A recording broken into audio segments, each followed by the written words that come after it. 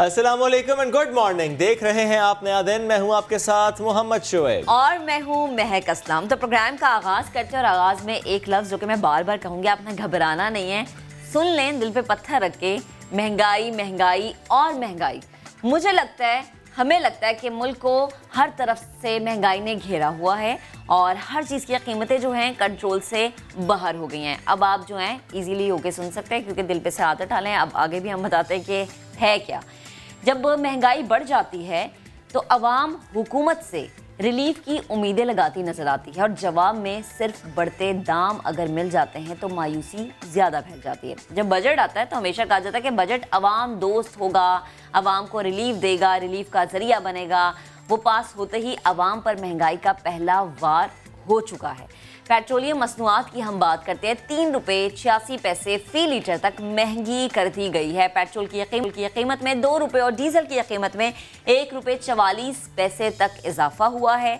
वज़ीर आज़म ने पहले 2 बार पेट्रोलियम मसनूआत की कीमतों में इजाफे की समरी मुस्तरद की थी, तो अवाम पुरुम्मीद थे इस दफ़ा कि शायद इस बार भी उन्हें रिलीफ दे दिया जाएगा, लेकिन ऐसा नहीं हुआ है। इस पर अवाम तो नाखुश है, मायूस भी नज़र आ रहे हैं, लेकिन शहबाज गिल साहब भी कह रहे हैं कि वज़ीर आज़म ने समरी की निस्बत कम कीमतें बढ़ाकर रिलीफ दिया है, यानी कीमतें जो हैं उसे ज़्यादा बढ़ाने का मुतालबा किया था। खान साहब ने कहा कि कीमतें हम कम बढ़ाएंगे ताकि हम चीज़ों को बैलेंस कर सकें। एग्जैक्टली 6 रुपये की समरी थी, 2 रुपये कुछ पैसे बढ़ाई गई है, तो वो ज़्यादा भी बढ़ा सकते थे, लेकिन उन्होंने जितना इसको मैनेज करना था वो उन्होंने किया था।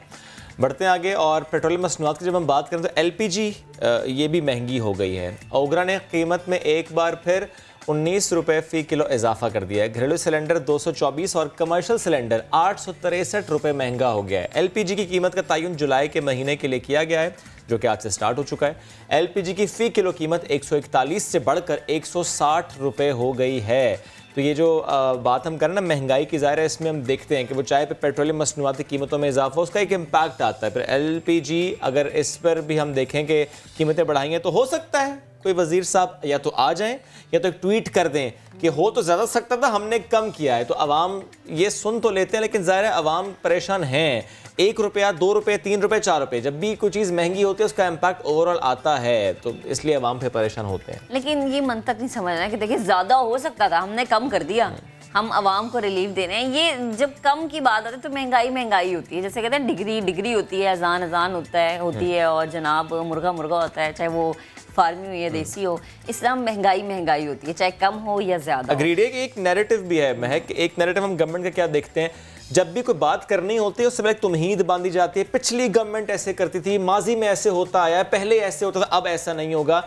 महंगाई भाईजान पहले भी हो रही थी, महंगाई भाईजान अब भी हो रही है। तो कंट्रोल आप महंगाई को करें, उसके साथ साथ जो दीगर अपॉर्चुनिटीज़ क्रिएट करनी होती है, जिसका वादा इमरान खान साहब ने या गवर्नमेंट ने किया, वो पूरा होना चाहिए। चूँकि जब तक कुव्वत ख़रीद आवाम की बढ़ेगी नहीं तो ऐसे में आवाम फिर ज़्यादा परेशान होंगे। क्योंकि ठीक है महंगाई एक ऐसा इम्पैक्ट है जो कि आता है, ओवरऑल आता है, इंटरनेशनल आता है, लेकिन ऐसे में कुव्वत ख़रीद बढ़नी चाहिए, इसकी बहुत ज़्यादा ज़रूरत है। और जब ये नहीं होगा तो फिर यकीनन अवाम मायूस होंगे। और मुझे तो हमेशा से याद है कि PTI ने जब भी वोट की कैंपेन की थी तो उन्होंने ये कहा था कि हम महंगाई को कंट्रोल करेंगे, 90 दिन के अंदर जो है हम वो सारी चीज़ें बदल देंगे जो कि बदलनी चाहिए थी, लेकिन बदकिस्मती से अभी तक वो चीज़ें बदली नहीं गई। और फिर शेब वाली बात के जब भी सवाल होता है तो कहता है कि ये पिछली गवर्नमेंट, लेकिन हम पिछली गवर्नमेंट पे कब तक इल्ज़ाम देते रहेंगे। ठीक है, उनके काम भी हैं जो कि गलत थे, लेकिन हमें खुद भी कुछ करना है। जब अगली बार अगर पाकिस्तान तहरीक इंसाफ गवर्नमेंट बना लेती है, क्या फिर भी कहेंगे कि माजी की हुकूमत ने किया था? माजी की, फिर हम कहेंगे माजी में तो आप जैसे केपी के केस में ये होता है। केपी के केस में ये होता है। तो जनाब अगर फ्यूल महंगा हो गया तो हम ये कैसे सोचें कि सवारी सस्ती हो सकती है, ऐसा बिल्कुल नहीं है। तो आपको बताएं कि गरीबों की सवारी अब जेब पर भारी हो गई है।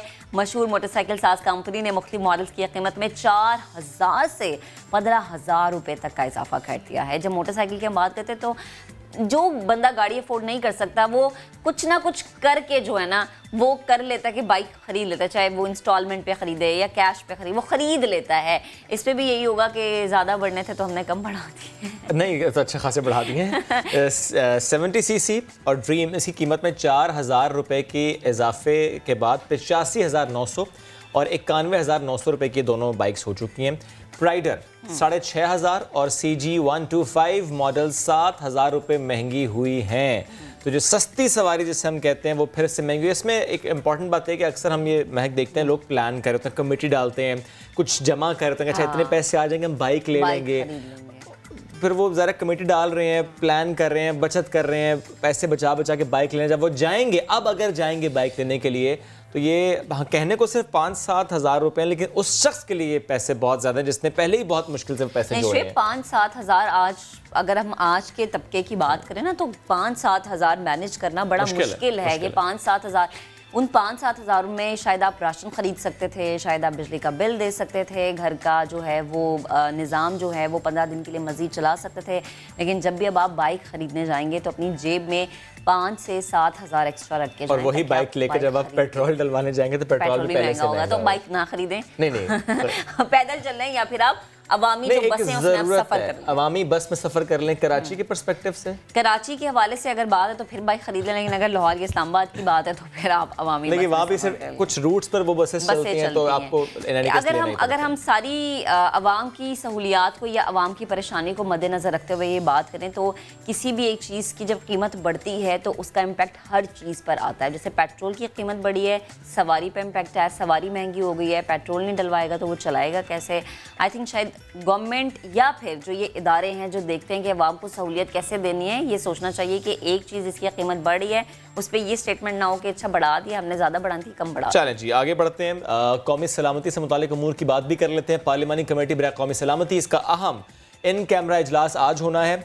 अफगानिस्तान, भारत और मकबूजा कश्मीर, इसकी सूरत हाल पर ब्रीफिंग दी जाएगी। DGISI शुरका को जो इंटरनल सिक्योरिटी सिचुएशन है उससे मुतालिक ब्रीफ करेंगे।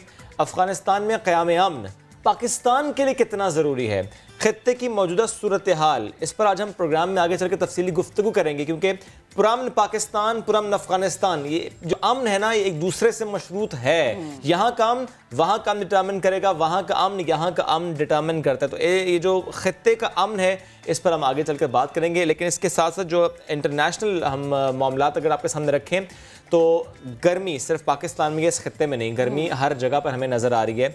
बैरून ममालिक में, अमेरिका में, कनाडा में गर्मी ने जीना मुश्किल बना दिया। बल्कि हमारे बड़े अच्छे टीम मेंबर हैं यासिर, फिरोज़, अब वो यहाँ पर नहीं होते हमारे को, कल उन्होंने बाकायदा वीडियो लगाई कि मैं बारिश में नहा रहा हूँ। कराची में तो हम अक्सर ये कोशिश ही करते थे कि बारिश हो नहा लें, लेकिन वहाँ चूँकि ठंड है बारिश में नहाया नहीं जाता, लेकिन अब वहाँ पर भी गर्मी में बारिश हुई इसलिए वो नहा रहे हैं। एनीवेज ये गर्मी का जो मौसम वहाँ पर बहुत ज़्यादा सता रहा है और जिसकी वजह से हलाकतें भी हो रही हैं। ब्रिटिश कोलंबिया में तो शदीद गर्मी के बायस हलाकतें 486 हो गई। अगर अमरीकी रियासत की हम बात करें तो गर्मी से मरने वालों की तादाद 63 हो गई है। हम सिर्फ ये अगर कहना कि गर्मी पाकिस्तान में तबाही मचा रही, तो ऐसा नहीं है। इवन अगर पाकिस्तान की मैं बात करूँ तो लाहौर, इस्लामाबाद, इवन कराची में बहुत शदीद गर्मी है और उम्मीद है कि जल्द गर्मी का जोर टूट जाएगा। लेकिन पाकिस्तानियों को आदत हो गई शायद इतनी गर्मी बर्दाश्त। यू आर वेरी राइट, वहाँ पे आदत उस तरह की नहीं है। अच्छा जी, एक और खबर हमारे पास है, सऊदी हुकूमत से मुताल्लिक हज ऑपरेशनल प्लान जारी कर दिया गया है। मस्जिदुल हराम में तवाफ के लिए 25 ट्रैक्स बनाए गए हैं। आज़मीन हज की खिदमत के लिए 10,000 अफराद मामूर रहेंगे। रोबोट्स जमजम की बॉटल्स फराहम करेंगे। कोरोना के बायस सऊदी अरब में 60,000 अफराद हज की सआदत हासिल कर सकेंगे। बदकिस्मती से इस बार कोई गैर मुल्की फ़रीज़ हज की अदायगी के लिए नहीं जा सकेगा। ये एक ज़ाहिर है दुख की बात है थोड़ी सी, लेकिन वहाँ की SOPs और वहाँ की पॉलिसीज़ ऐसी हैं कि जो वहाँ की गवर्नमेंट ने पॉलिसीज़ दी हैं उसके मुताबिक अब इन पे अमल दरामद करना ज़रूरी है। चलें जी आगे बढ़ते हैं। अब ज़रा खान साहब की कल की स्पीच की बात कर लेते हैं। बड़ी दबंग उन्होंने जब गुफ्तगू की थी तो यकीन करें दिल खुश हो गया था, क्योंकि खान साहब वैसे बड़ा प्यारा बोलते हैं, हैंडसम तो वो हैं ही, फिर प्यारा भी बोलते हैं। और जब वो बात करें कश्मीर पर तो हमेशा से उन्होंने इस चीज़ को हर जगह पर खड़े होकर बात की कि जनाब मैं कश्मीर का सफ़ीर हूँ। 5 अगस्त के इक़दामात वापस होने तक सफारती ताल्लुकात बहाल नहीं होंगे। बड़ा वाज़ेह एक दफ़ा फिर से खान साहब ने पैगाम दिया है। वज़ीर आज़म इमरान खान ने मोदी सरकार को वाज़ेह पैगाम दे दिया, कहा कि कश्मीरियों ने जुर्रत और बहादुरी की दास्तानें रकम की हैं और ये वो दास्तानें हैं जिन पर हमेशा बात होती है, जिन पर हम देखते हैं कि खान साहब बात करते हमें नज़र आते हैं, जिन पे हमने देखा है कि खान साहब आवाज़ उठाते नज़र आते हैं। और तभी वो बरमला कहते हैं कि मैं कश्मीर का सफ़ीर हूँ। खान साहब की ज़बरदस्त तकरीर और फिर हमने जो ऐवान का माहौल देखा, दिल खुश हुआ कि ओपोजिशन ने बड़े तहम्मुल से बैठ के गुफ्तगू सुनी खान साहब की। जब ओपोजिशन ने बात की तो हुकूमती बेंचेस पे भी यही हमने माहौल देखा था और यही माहौल हमें चाहिए अपने इस ऐवान का, क्योंकि कौमी असम्बली, जब हम कौमी असम्बली का नाम लेते हैं तो नाम में ही इतना एहतराम हमें करना चाहिए, क्योंकि ये वो जगह है जहाँ कानून साजी होती है और जब यहाँ पर कानून साजी की बात होती है तो ये तहम्मुल वाला मुजाहरा देखना यकीन करें हर पाकिस्तानी का दिल खुश कर देता है। खान साहब ने कल जिस तरह से भारत को बल्कि पूरी दुनिया को एक दफ़ा वाज़ेह पैगाम दे दिया कि जब तक 5 अगस्त वाले इक़दाम पर मामला आगे नहीं बढ़ते तब तक भारत से हम किसी भी मामले पर बात नहीं करेंगे। इस समय दीगर मामलात पर बात करने के लिए हमें ज्वाइन किया है वज़ीर ख़ारिजा शाह महमूद कुरैशी साहब ने। शाह साहब, बेहद शुक्रिया आपके वक्त का। वज़ीर आज़म की तकरीर यकीनन जब उन्होंने कल की, हर पाकिस्तानी का दिल खुश हुआ और जब भी वो भारत की बात करते हैं, जब भी वो भारत के लिए बात करते हैं तो वो हमेशा एक बात करते हैं कि भारत को वाज़ेह पैगाम है कि जब तक कश्मीर के हवाले से अच्छे इक़दाम नहीं करेगा, 5 अगस्त वाले हवाले से बेहतर इक़दाम नहीं करेगा, तब तक अब कश्मीर के हवाले से भारत के साथ कोई बात नहीं होगी। इस तमाम तर मामले पर वज़ीर आज़म के इस पैगाम पर आप क्या कहेंगे? देखिए, वज़ीर आज़म का बड़ा वाज़ेह पैगाम था। वज़ीर आज़म ने हुकूमत की जो पॉलिसी है उसकी बड़ी वजाहत कर दी है कि हम भारत के साथ कैसे ताल्लुकात चाहते हैं। हम अमन के साथ रहना चाहते हैं, हम मामूल के ताल्लुकात चाहते हैं, लेकिन हम मसले कश्मीर से आंख चुरा नहीं सकते। वहाँ जो जुल्म हो रहा है, 5 अगस्त 2019 के बाद जो वहाँ एक आपने देखा कि एक मिलिट्री सीज जारी है, पेलेट गन्स के इस्तेमाल को आज तो अक़वाम मुत्तहिदा के सेक्रेटरी जनरल ने भी अपने एतराज़ात उठा दिए। जिस तरह वहाँ कॉर्डन एंड सर्च ऑपरेशंस हो रहे हैं, एक्स्ट्रा जुडिशल किलिंग्स हो रही हैं, ये नाइंसाफ़ी है। तो वज़ीर आज़म ने कहा कि हम ताल्लुकात तो चाहते हैं लेकिन कश्मीर की सूरत हाल को हम इग्नोर नहीं कर सकते। आप वहाँ बेहतरी लेकर आए, वहाँ हालात मामूल पर लेकर आए, कश्मीरियों को रिलीफ दें। बिल्कुल हम आपसे बैठकर बात करने के लिए तैयार हैं, मामलात को सुधारने के लिए, मामलात को सुलझाने के लिए तैयार हैं। इसी तरह अफगानिस्तान पर वज़ीर आज़म ने बड़ा वाज़ेह पैगाम दिया कि पाकिस्तान की क्या काविशें रही हैं, हमारी क्या कोशिश है कि आज अमेरिका और हमारा जो है ऑब्जेक्टिव एक है और वो है अमन इस्तेहकाम। आज अमेरिका भी इस बात पर कायल हो चुका है कि अफगानिस्तान का मिलिट्री सोल्यूशन नहीं है, तो हम कह रहे थे, आज दुनिया उसको तस्लीम कर रही है। आप देखें कि इसके साथ साथ उन्होंने जो अपनी पार्टी का फलसफा दिया, मैंने कहा मैंने पार्टी की बुनियाद रखी थी, उसकी बुनियाद इंसाफ पे थी, इंसानियत पे थी, खुददारी पे थी, खुद मुख्तारी पे थी। तो आज उन्होंने उस विजन को स्पेल आउट किया कि वो सियासत में क्यों आए और तहरीक इंसाफ का जो वोटर है, सपोर्टर है, उसकी तवक्कुआत क्या है। उन्होंने उन मुश्किलात का भी जिक्र किया जिन मुश्किलात से जब उन्होंने हुकूमत संभाली तो उनकी हुकूमत को 2-4 होना पड़ा। माशी मुश्किलात उन्होंने एतराफ़ किया कि हमने मुश्किल फैसले किए, उन्होंने एतराफ़ किया कि महंगाई है, उन्होंने एतराफ़ किया कि लोगों पर बोझ आया है, लेकिन हम उस मरले से अब निकल के ग्रोथ की तरफ जा रहे हैं। इकोनॉमी को हमने संभाला है और अब इंशाल्लाह ग्रोथ की तरफ जाएंगे। जब ग्रोथ की तरफ जाएंगे तो गुर्बत में कमी होगी, जॉब्स क्रिएट होंगी, लोगों को मुलाजमतें मिलेंगी और पाकिस्तान में इन्वेस्टमेंट्स आएगी। उन्होंने बैरून मुल्क रहने वाले पाकिस्तानियों का शुक्रिया अदा किया। रिकॉर्ड रेमिटेंसेस आई हैं, तारीखी रेमिटेंसेस आई हैं, आपकी टोटल एक्सपोर्ट से आपकी रेमिटेंसेस बढ़ गई हैं। उस पाकिस्तानी को हम वोट देने का हक देना चाहते हैं, उसको हम एहसास शमूलियत देना चाहते हैं और काश हमारी ऑपोजिशन की जमातें इस पे रुकावट न बने। जो तजवीज़ शहबाज शरीफ साहब ने पेश की है वो काबिल अमल नहीं है। क्या लोग अपना कारोबार छोड़ के, अपनी मुलाजमतें छोड़ के जहाज पे बैठ के यहाँ आ सकते हैं?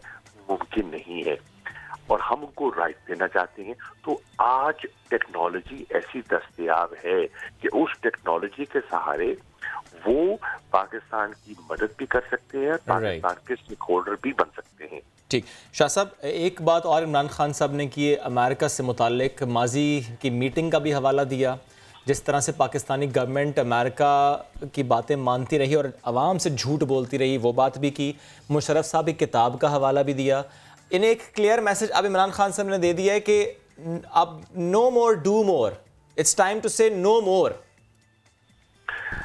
जी, इमरान खान साहब ने कहा कि पहली तो उन्होंने कहा कि मुझे अफसोस है कि जो पाकिस्तान ने कुर्बानियां दी हैं, जो पाकिस्तान ने कीमत अदा की है, उसका एतराफ नहीं किया गया। पाकिस्तानी कौम ने बड़ा साथ दिया है, लेकिन पाकिस्तानी कौम की तारीफ के बजाय आपने तोहमतें लगाई, आपने उंगलियां उठाई, आपने इल्जाम तराशी की थी। अब कौम का कसूर नहीं है। हाँ, चंद अफराद ने अपने इक़्तिदार को दवाम देने के लिए अगर ऐसा किया हो कि जो कि विकीलीक्स पे भी आ चुका कि आप हमले करते रहें और हम मजम्मत करते रहेंगे, उस दोगलेपन को उन्होंने कहा कि कौम के जज्बात की तर्जुमानी नहीं करती ये सोच। तो उस पर जो उन्होंने बात की वो कौम की उमंगों के मुताबिक है। देखिए, अमेरिका के साथ, अमेरिका एक हकीकत है, अमेरिका एक ताकत है। हम उसके साथ ताल्लुकात अच्छे रखना चाहते हैं, बिगाड़ना नहीं चाहते, लेकिन इसका ये मतलब नहीं है कि हमारी कोई इज्जत नफ्स नहीं है। इसका ये मतलब नहीं है कि हमारी कोई तरजीहात नहीं है। इसका ये मतलब नहीं है कि हम मुल्क के मफादात का सौदा कर दें। ऐसा नहीं होगा। बराबरी की सतह पर बड़ा मुल्क है, अमीर मुल्क है, ताकतवर मुल्क है, लेकिन छोटे मालिक का भी तो हक होता है ना जीने का। हम उस हक को और रेसिप्रोसिटी का जो प्रिंसिपल है उसको सामने रखते हुए उनसे एंगेज भी करना चाहेंगे, उनसे बात भी करना चाहेंगे और खुददार ताल्लुकात भी कायम करना चाहेंगे। एट दिस पॉइंट पाकिस्तान और अमेरिका के रिलेशंस किस पॉइंट पर खड़े हैं सर? हमारे रिलेशंस बिल्कुल दुरुस्त हैं, अच्छे हैं, और अफगानिस्तान पे आज हमारी सोच एक है। वो भी वहाँ अमन चाहते हैं, इस्तेहकाम चाहते हैं, हम भी ये चाहते हैं। वो भी समझते हैं कि हमारा जो नैरेटिव है, जो हमने शिफ्ट किया है focus from geopolitics to geoeconomics, उसको वो सराहते हैं, उसको तस्लीम करते हैं और समझते हैं कि उसको आगे रखते हुए हम जो रीजनल कनेक्टिविटी की बात कर रहे हैं उससे पूरे खित्ते का फायदा है। हम जो रीजनल अमन की बात कर रहे हैं, इस्तेहकाम की बात कर रहे हैं, उससे न सिर्फ पाकिस्तान का पूरे खित्ते का फायदा है।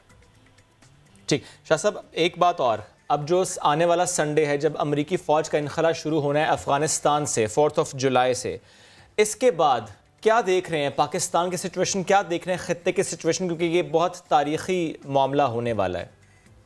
शुएब भाई, इनखला शुरू होने वाला नहीं है, इनखला शुरू हो चुका है। ख्याल किया जा रहा है कि 4 तक मुकम्मल हो जाएगा। इनखला तो हो चुका है, 50 से ज्यादा और 60 के लगभग फीसद के लगभग इनखला हो चुका है और अगले चंद हफ्तों में वो मुकम्मल हो जाएगा। सही। तो शाह साहब, उसके बाद अगर हम पाकिस्तान की सिचुएशन की बात करें, क्योंकि पाकिस्तान ने अफ़गान अमन अमल में और स्पेशली आपने बड़ा अहम किरदार अदा किया है। हमने हमेशा देखा कि टेबल टॉक पर लाने के लिए तालिबान और इस तरह से अफ़गानिस्तान के अवाम को जिस तरह से आपने कायल किया है, उसके बाद पाकिस्तान की सिचुएशन कहाँ खड़ी है? क्योंकि DGI-SPR भी 12 कह चुके हैं अफ़गान अमन का मतलब ये है पाकिस्तानी अमन, और आपने भी कहा कि दोनों अमन एक दूसरे से मशरूत हैं। मोहतरमा, हमारा पैगाम अफ़गानिस्तान के लिए बड़ा वाज़ेह है। मैं मुखातिब हूँ अफगान अवाम से। हम आपके दोस्त हैं, हम आपसे दोस्ती चाहते हैं, आप हमारे पड़ोसी हैं, आप हमारे भाई हैं, हमें आपकी तकलीफ का एहसास है। हम नहीं चाहते कि वहाँ मजीद जंग हो, खून हो, खराबा हो। हम वहाँ अमन चाहते हैं, इस्तेहकाम चाहते हैं, हम खुशहाली चाहते हैं, हम आपके साथ तजारत चाहते हैं, हम आपके साथ गलत फहमियां दूर करना चाहते हैं। सॉरी टू इंटरप्ट, लेकिन ये आपने बहुत अच्छा एक पॉइंट क्योंकि यहाँ पे शेयर कर दिया है, तजारत चाहते हैं। पाकिस्तान अफगानिस्तान ट्रेड पोटेंशियल पर पाकिस्तान कितना फोकस्ड है एट दिस पॉइंट? देखिए, हम समझते हैं कि बेपनाह पोटेंशियल है और हम उनके साथ एक नया जो ट्रेड का मुआहदा है उस पर निगोशिएट कर रहे हैं। काफी हद तक हमारी बात आगे बढ़ चुकी है।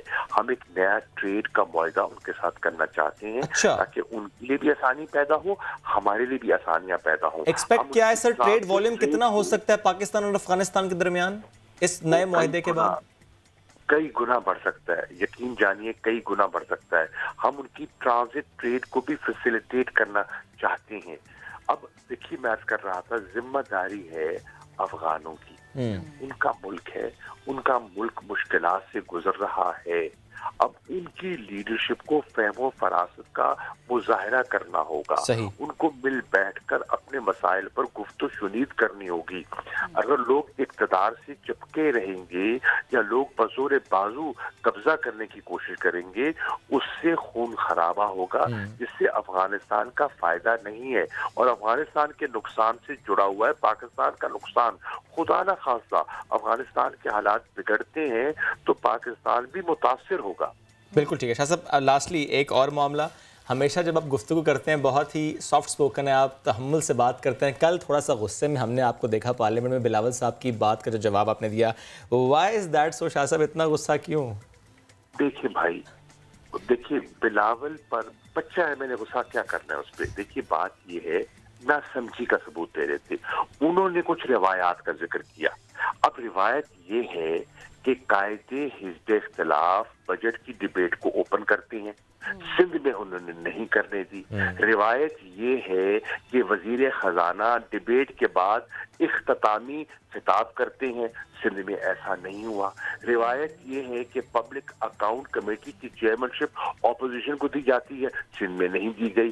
रिवायत ये है कि स्टैंडिंग कमेटीज में हुकूमती मेंबरान के साथ साथ ऑपोजिशन को भी मेंबरशिप दी जाती है, उन्होंने सिंध में ऐसा नहीं किया। रिवायत ये है कि स्पीकर पर डायरेक्ट हमले जुमलेबाजी नहीं की जाती, उन्होंने की। मैं कह रहा था इन रिवायात के बरक्स आप बात कर रहे हैं। अब मैंने जब उनको आईना दिखाया तो उनको जब उस आईने में चेहरा दिखाई दिया वो अच्छा नहीं लगा, तो वो फिर जाती हमलों पे आ गए। मेरा उनको जवाब था, अभी आप छोटे हैं, अभी आप छोटे हैं। मैंने आपको उस स्टेज पे देखा है जब निक्कर में पहन के हमारे सामने आप खेला करते थे। मैं आपकी वालदा के सामने आपको देखा है, आपको छिड़कियां खाते देखता है, मैंने आपको आंसू बहाते देखा है, मैंने आपको नाक साफ करते देखा है। तो मुझे आप क्या बताएंगे, मुझे आप क्या बताएंगे? हाँ, ये और बात है कि आज आपको नामजद कर दिया गया, आप पार्टी के सरबराह बन गए और आपने उस अपनी वरासत के बलबूते पर एक पार्टी की लीडरशिप क्लेम कर ली, ठीक है। लेकिन आज पाकिस्तान के अवाम को भुट्टो की पीपल्स पार्टी और जरदारी की पीपल्स पार्टी में वाज़े फर्क दिखाई दे रहा है। बिलावल भुट्टो नहीं है, बिलावल जरदारी है। बिलावल की सोच जरदारी है, बिलावल की भुट्टो की सोच नहीं है।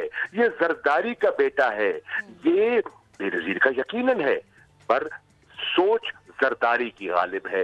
भुट्टो की सोच दफन हो गई, जरदारी की सोच आज गालिब दिखाई दे रही है। और सच्ची बात है, आज की पीपल्स पार्टी कौन कंट्रोल कर रहा है? बिलावल तो एक शो बॉय है, असल पार्टी कंट्रोल आसिफ अली जरदारी करते हैं। जी अच्छा, शाह साहब लास्ट में कमेंट दे दे। कल हमने असम्बली का जो माहौल देखा था, माशाल्लाह दिल खुश हुआ देख के। खान साहब तकरीर कर रहे थे, अपोजिशन ने तहम्मुल से सुनी। अपोजिशन जब तकरीर कर रही थी, हुकूमती बेंचेस बड़े सुकून से सुन रहे थे।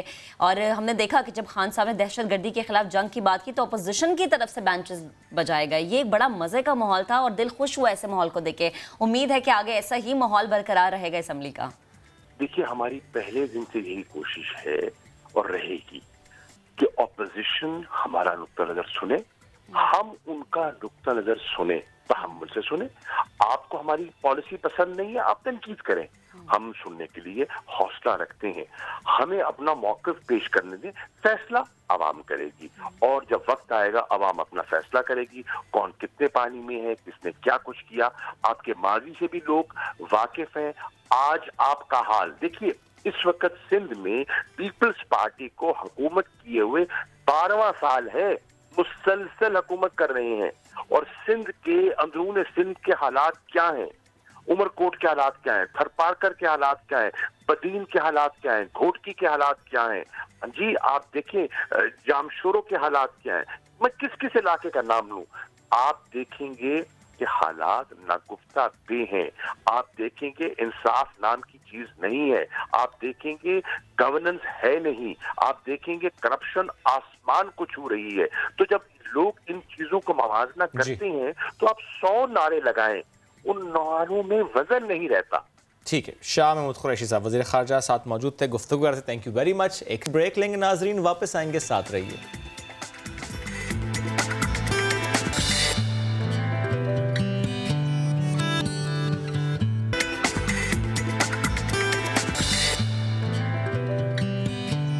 Welcome back after the break. खेल के मैदान की बात करते हैं और जब हम T20 फॉर्मेट का जिक्र करते हैं इसमें पाकिस्तान की एक हिस्ट्री है T20 फॉर्मेट की। और जब पाकिस्तान के हम हिस्ट्री की बात करते हैं तो अगर हम अपने मर्द खिलाड़ियों की बात करें जिन्होंने बहुत नाम बनाया, जैसे मैं सईद अजमल भी हैं, शाहिद आफरीदी भी हैं और उमर गुल भी हैं। अगर मैं कुछ स्टैट्स शेयर करूं तो सईद अजमल साहब ने 85 विकेट्स ली हैं 64 मैचेस में, शाहिद अफरीदी साहब ने 98 विकेट्स ली हैं 99 मैचेस में, उमर गुल साहब ने 85 विकेट्स ली हैं 60 मैचेस में। ये हमारे मर्द क्रिकेटर्स ने बहुत नाम बनाया है, लेकिन इनको किसने पीछे छोड़ दिया है? हमारी क्रिकेटर निदा डार ने तारीख रकम की है। T20 में 100 विकेटें हासिल करने वाली पहली पाकिस्तानी खातून खिलाड़ी बन गए। जब ये आउट करती हैं क्या जबरदस्त इनका अंदाज होता है, इन्हें खवातीन की लाला कहा जाता है। निदा डार 106 T20 मैचेस खेल चुकी हैं, कारनामा उन्होंने सरअंजाम दिया है। वेस्ट इंडीज वुमेन के खिलाफ T20 में विकेटों की सेंचुरी मुकम्मल कर ली है। सुनवाते भी हैं आपको सेंचुरी मुकम्मल करने के बाद क्या उन्होंने कहा। कोशिश थी इसमें कि इसी सीरीज़ या लास्ट सीरीज़ में पूरी कर लेती, लेकिन अनफॉर्चुनेटली लास्ट सीरीज़ में पूरी की। लेकिन मैंने स्टार्ट यही सोचा था कि मैं अपने 100 विकेट्स लेके करूँगी इंशाल्लाह इन्हीं T20s में। बहुत अच्छा लग रहा है, बहुत अच्छा फील हो रहा है, बट अनफॉर्चुनेटली ये मैच उस कंडीशन में ख़त्म नहीं हुआ एक्चुअली जिसमें हम चाह रहे थे। लेकिन फॉर द नेक्स्ट टाइम जो भी नेक्स्ट मैचेस आएंगे इंशाल्लाह कोशिश यही है कि मेरी परफॉर्मेंस ऐसी हो कि मैं पाकिस्तान को मैचेस जितवाऊँ। More power to you Nida Dar. Proud है आप पाकिस्तान का। ज़ाहिर है जब पाकिस्तान का आपने फ्लैग कैरी किया होता है, वो आपने पाकिस्तान का, मैं कहता हूँ, एक यूनिफॉर्म पहना हुआ आपने, जब आप खेल के मैदान में जहाँ भी जा रही हैं पाकिस्तान को रिप्रेजेंट कर रही हैं, तो वाकई सर फ़ख्र से बुलंद होता है कि ये हैं हमारी ख़वातीन खिलाड़ी जो कि इतना ज़बरदस्त खेलती हैं और इस तरह से नाम बनाती हैं। बढ़ते हैं आगे, पंजाब की बात कर लेते हैं। पंजाब की जब हम बात करते हैं तो लाहौर धमाका अभी चंद रोज़ पहले हुआ, भारतीय खुफिया एजेंसी रॉ मुलव्वस होने के सबूत मिले। और अगर हम बात करें पंजाब ही की और सेफ्टी की बात कर लें तो सेफ सिटी कैमरों की सिचुएशन से मुतालिक हमने कई बार सेगमेंट्स किए हैं। और इसके अलावा भारत के खिलाफ सबूतों को आलमी सतह पर लाने की कोशिश हो या अवामी मसाइल का हल, अवाम की नज़रें हुकूमत पर लगी हैं। तो बहुत से सवाल जिनका जवाब जानने के लिए आज हमें ज्वाइन किए मौन खुसूसी बराए इत्तलात वज़ीर आला पंजाब फ़िरदौस आशिक अवान साहिबा ने हमें ज्वाइन कर चुके हैं। फ़िरदौस साहिबा, बहुत शुक्रिया आपने हमें ज्वाइन किया। मैं जानना चाह रहा हूँ आपसे, लाहौर धमाके के ताने बाने तो भारतीय एजेंसी रॉ से मिल रहे हैं, क्या मज़ीद सहूलतकार शहर में हो सकते हैं और उनको ट्रेस करने के लिए कुछ काम हो रहा है, या आपको लगता है कि काम हो चुका है, ट्रेस आउट हो चुका है, मुकम्मल काम हो चुका है? बिस्मिल्लाहिर्रहमानिर्रहीम।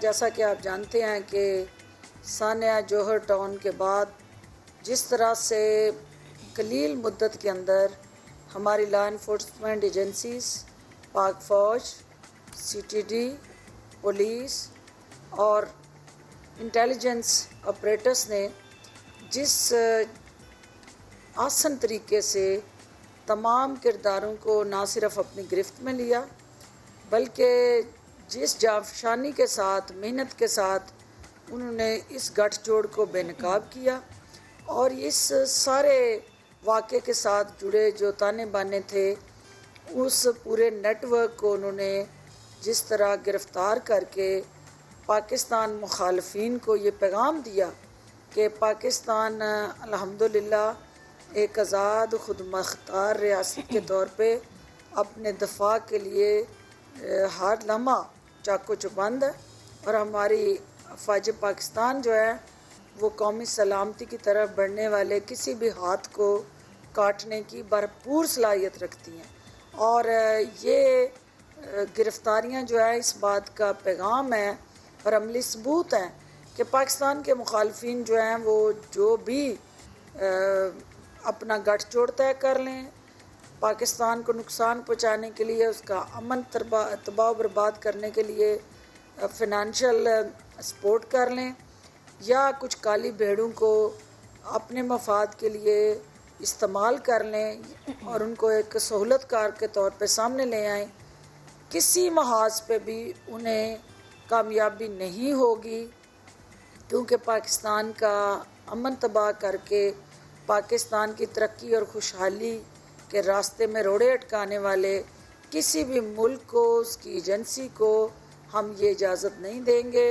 और ये वाज़िया पैगाम है रा के एजेंटों को और उसके सहूलतकारों को और दहशतगर्द मोदी को कि वो पाकिस्तान के अंदर जो दहशतगर्द कार्रवाइयों को सपोर्ट करके फिनांस करके ओवरऑल सरपरस्ती दे के पाकिस्तान को कमज़ोर करने की जो भी साजिश वो अपने ज़हन में तरतीब देता है उससे बाज आ जाए, क्योंकि पाकिस्तान के कौमी सलामती के इदारे जाग रहे हैं, अपने चप्पे चप्पे का दिफा करने के लिए पुरज़म है और किसी तरह की भी हिंदुस्तानी या राह की जो है इस तरह की साजिश जो है और कारस्तानी जो है उसको हम हर हाल में निपटना जानते हैं और इस नेटवर्क को पकड़ना, एक्सपोज करना और जितने भी इसके साथ जुड़े किरदार थे उनकी गिरफ्तारियां जो है हमारे इसी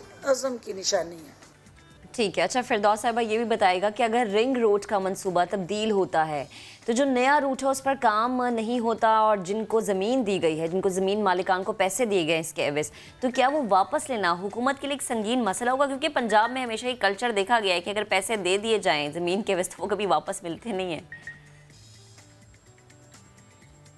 जैसा कि आप जानते हैं कि बेसिकली ये रिंग रोड का जो इस वक्त एक ऐसा कौम के साथ संगीन मजाक हुआ और मिली भगत से माफियाज़ ने, लैंड माफियाज़ ने जिस तरह से साबका रवायात के तहत उसी सोच को आगे बढ़ाने की कोशिश की और सरकारी अहलकारों के साथ मिल के कौमी ख़जाना को चूना लगाने का जो मंसूबा तैयार किया, वज़ीर आज़म इमरान ख़ान की दलेराना और जुरतमंद क़यादत ने उसको बांपा और अपने ही दौरे इक़्तिदार में अपनी ही हुकूमत के ख़िलाफ़ होने वाली साजिश को पकड़ा और अल्टीमेटली करप्शन और करप्ट प्रैक्टिसेस के साथ जुड़ी जो है एक इंतहाई तकलीफ़ दे दास्तान सामने आई और जो किरदार उसमें सामने आए उनको कानून के कटहरे में लाया जा रहा है और जो आप ज़मीन की वापसी या फिनांस जो रिसोर्सेज हैं या जिन्होंने उसकी पेमेंट्स अदा की है या उनकी वापसी का जो तरीक़ाकार है, तो ये सारे रूल्स एंड प्रोसीजर जो हैं वो आपके पहले से पंजाब गवर्नमेंट के जो रेवेन्यू एक्ट है उसके अंदर दर्ज हैं और कवानीन की पासदारी को यकीनी बनाया जाएगा और ज़मीन को लेने का और ज़मीन वापस करने का जो कानूनी तरीका है उसी को हम आगे बढ़ाएंगे और इंशाल्लाह रूल ऑफ लॉ को इंश्योर करेंगे। ठीक है, नहीं आपके लिए ये चैलेंज नहीं होगा। अब एक और बात बता दें फिरदौस साहिबा कि दूसरी बार है कि बड़ी ईद कोविड के माहौल में आ रही है और ईद पर हम माजी में देखते आए हैं कोरोना के इन्वॉल्वमेंट में कि ईद पर स्पेशली लॉकडाउन लगता रहा है ताकि लोग घरों से बाहर ना निकलें, तफरीही मकामात पर ना जाएँ ताकि कोविड का फैलाव रुक जाए या स्लो डाउन हो जाए। इस बार का क्या प्लान है पंजाब का? लॉकडाउन होगा या तफरीही मकामात खुले रहेंगे क्योंकि अब ट्रांसमिशन रेट काफ़ी कम है? देखिए छोटी ईद तो पाबंदियों का शिकार रही है और छोटी ईद पे तो हमने सोशल डिस्टेंसिंग को बार बार बावर कराया और ये अपीलें की कि भाई दूर रहें, महफूज रहें, लेकिन अब चूँकि कोरोना की ये हालिया लहर जो है उसमें कमी देखने को आई है और वो लोग जो छोटी ईद में एक दूसरे से गले नहीं मिल सके थे और जिनको हमने बार बार ये कहा कि पपियों जपियों से दूर हो जाए और सिर्फ जो है वो सोशल डिस्टेंसिंग को फॉलो करें, तो ये ईद जो है उनको एक दूसरे से गले मिलने का यकीनन मौका फराहम करेगी क्योंकि वैक्सीनेशन का प्रोसेस भी आगे बढ़ चुका है और कसीर तादाद जो सूबे की है वो वैक्सीन की सहूलत से मुस्तफ़ीद हो चुकी है और बाकी जो है वो अवाम इस सूबे के जो है वो खाने पीने के भी शौकीन हैं, मिलनसार हैं, वो ज़िंदगी को एंजॉय करने का कोई ना कोई मौका ढूंढते रहते हैं। तो जिन पे पाबंदियां लागू थी, इन पाबंदियों को हटाने के बाद उन चेहरों की मुस्कुराहटें वापस आई हैं। शादी हाल और होटल्स जो हैं उनकी रौनकें बहाल हुई हैं और अल्टीमेटली हुकूमत पंजाब जो है इन खुशियों को और ज़्यादा दुबाला करेगी और हमने साथ साथ कोरोना से भी निपटना है, उसमें भी एहतियात को यकीनी बनाना है, लेकिन उसके साथ पैरेलल जो है लोगों के छोटी छोटी जो ज़िंदगी के साथ जुड़ी खुशियाँ उनमें भी सहूलतकारी करनी है। अच्छा फिरदौस साहिबा, इस्लामाबाद में हमने देखा कि गुज़श्ता रोज़ वैक्सीनेशन सेंटर पर बदनज़मी देखी गई थी। लाहौर समेत अगर मैं दीगर शहरों की बात करूँ तो वहाँ इस वक्त क्या सूरत हाल है? क्या तमाम सेंटर्स पर वैक्सीनेशन मौजूद है? अल्हम्दुलिल्लाह सूबा भर के तमाम वैक्सीनेशन सेंटर जो हैं उनके पास कसीर तादाद में वैक्सीन मौजूद है, लेकिन जहाँ हमें चैलेंज आ रहा है वो हमारी वो वैक्सीन जो हमारे ओवरसीज़ पाकिस्तानी जो ट्रैवल करते हैं उनके लिए जो है वो साइनोफार्म से हट के मुख्तलिफ वैक्सीन्स हैं जो रिकगनाइज हैं मिडल ईस्ट के मुख्तलिफ ममालिक में। तो चूँकि उनकी शार्टेज है उसकी हम ख़रीदारी भी कर रहे हैं और कोशिश ये हमारी है कि जल्द अज जल्द हर सूबे के शहर के अंदर इस वैक्सीन की फराहमी को यकीनी बनाएं और अगले चंद हफ्तों में ये सूरत हाल बेहतर हो जाएगी।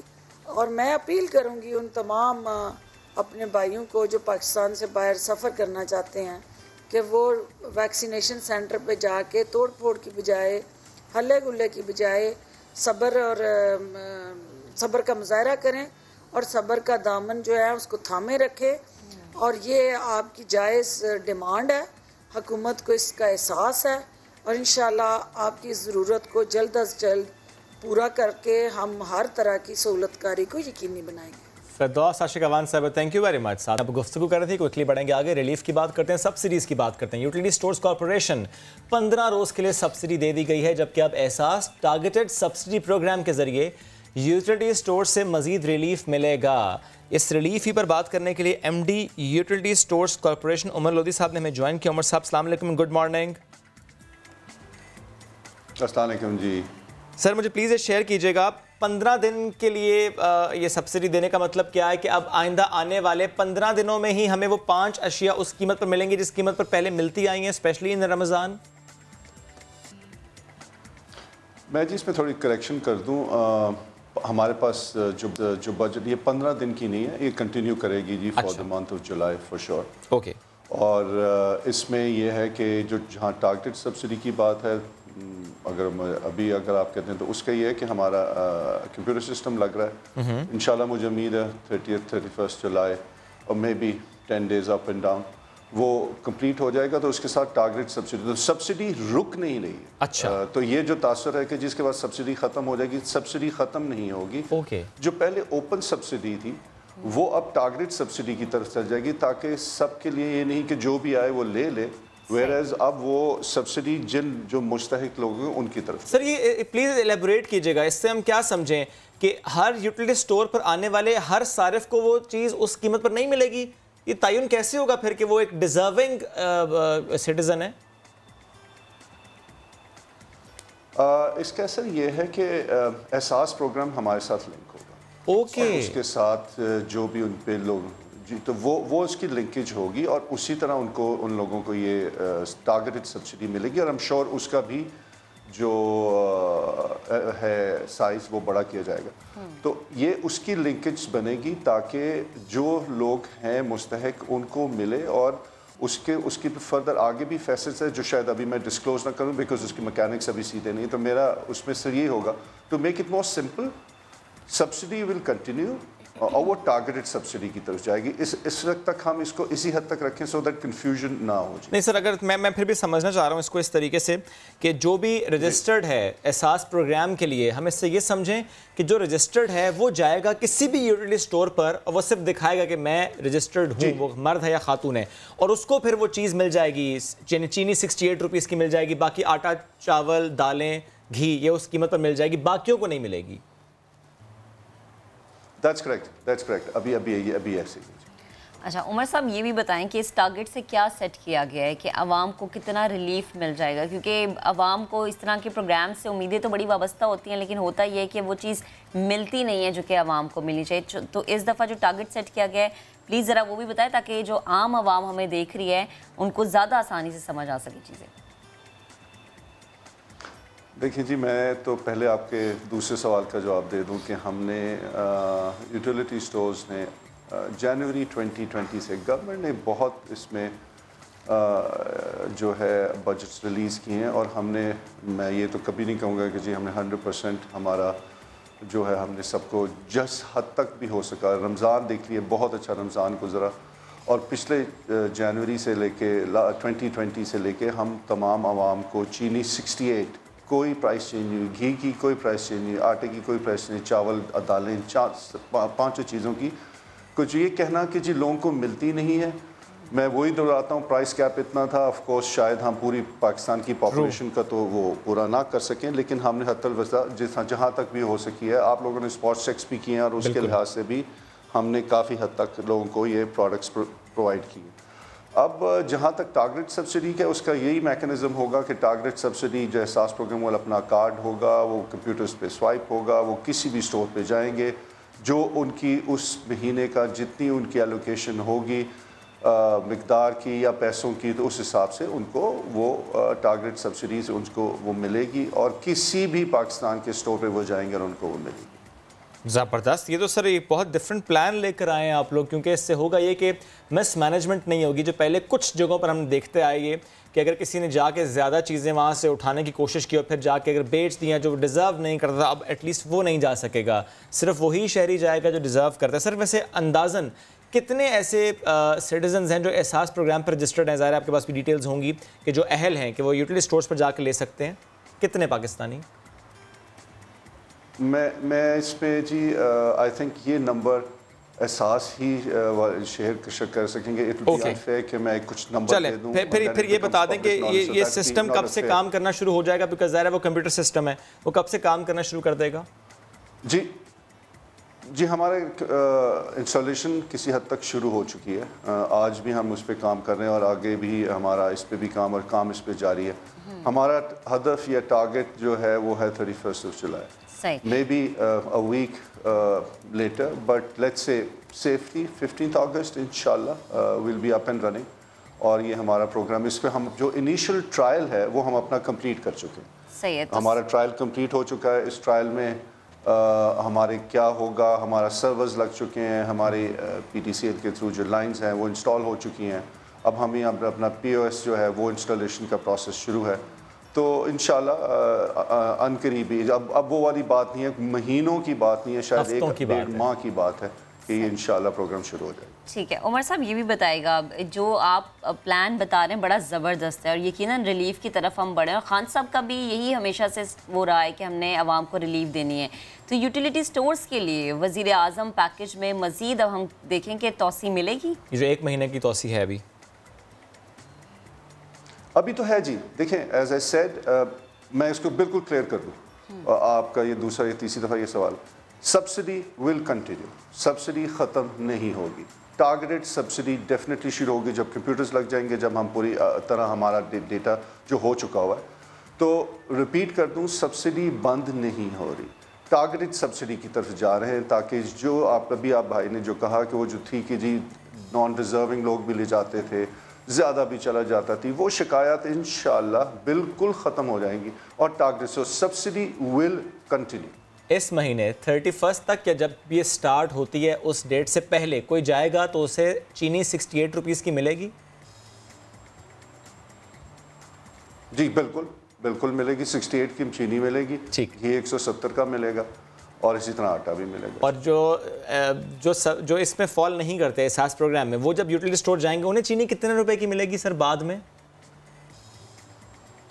ये जी अब हमने इसका अभी तयन करना है, हम इस पे बिकॉज वो भी हम मार्केट से कुछ सस्ती है, इस पे अभी हम थोड़ा मैकेनिक, इसलिए मैं कह रहा था थोड़ा सा प्रीमेच्योर है, बिकॉज हमें इस पे भी ये देखना होगा कि जो एहसास प्रोग्राम या जो टारगेट सब्सिडी में फॉल नहीं करे, जिनके पास नहीं है, तो उनकी क्या प्राइसिंग होगी, बिकॉज उसके लिए भी हमने ये, लेकिन इन एनी केस मार्केट से सस्ती ही होगी इंशाल्लाह। ठीक है, thank you very much sir, साथ मौजूद थे आप, और एहसास टारगेटेड सब्सिडी प्रोग्राम से मुतालिक हमसे गुफ्तगू कर रहे थे। एक क्विक ब्रेक लेंगे, वापस आएंगे, स्टे विद अस।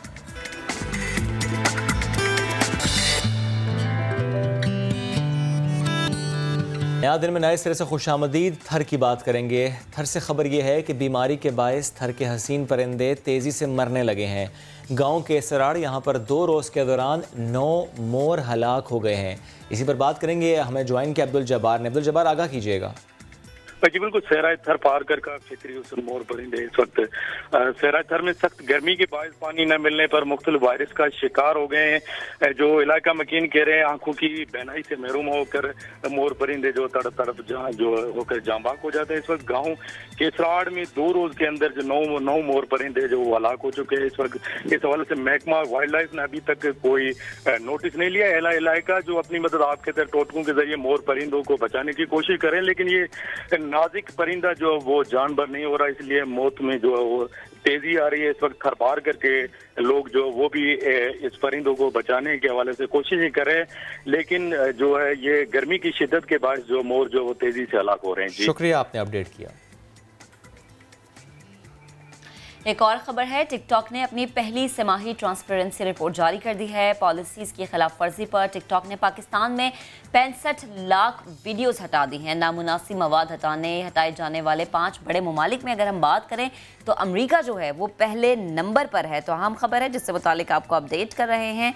टिकटॉक की पहली तिमाही ट्रांसपेरेंसी रिपोर्ट 2021 जारी हुई है और टिकटॉक ने पाकिस्तान में 65 लाख वीडियोस हटाई हैं। रिपोर्ट ये बताती है कि पाकिस्तान समेत 5 बड़े ममालिक में नामुनासिब मवाद हटाया गया है। रिपोर्ट में ये भी लिखा गया है कि 85 लाख वीडियोस हटाने में अमेरिका जो है वो पहले नंबर पर है। पहली तिमाही के दौरान 6 करोड़ 10 लाख से ज़ायद वीडियोस हटाई गई हैं। 91.3% वीडियोस को रिपोर्ट होने पर हटाया गया है। रिपोर्ट में मज़ीद लिखा गया है कि 81.8% वीडियोस को देखने से कबल ही हटा दिया गया है। कोरोना से मुताल्लिक गुमराहकुन मालूमात फैलाने वाली 30,000 वीडियोस डिलीट की गई हैं।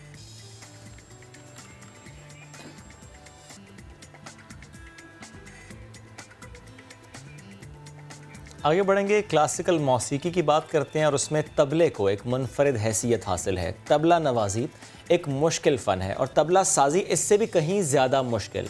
हमारे नुमाइंदे शायान सलीम आपको मिलवाएंगे एक ऐसे हुनरमंद से जिनका ख़ानदान 3 पुश्तों से तबला साजी के हुनर से वाबस्ता है।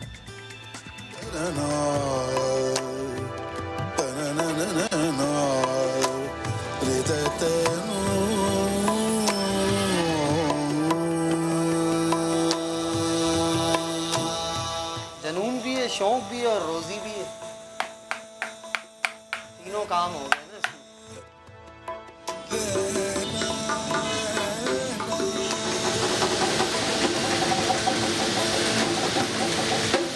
तो सर 20 साल हो गए गार्डन में, इससे पहले 60 साल हम भीमपुरा में लगाए और नस्ल दर नस्ल हमारा ये काम चल रहा है। ये तीसरी पीढ़ी हूँ मैं जो ये काम कर रहा हूँ।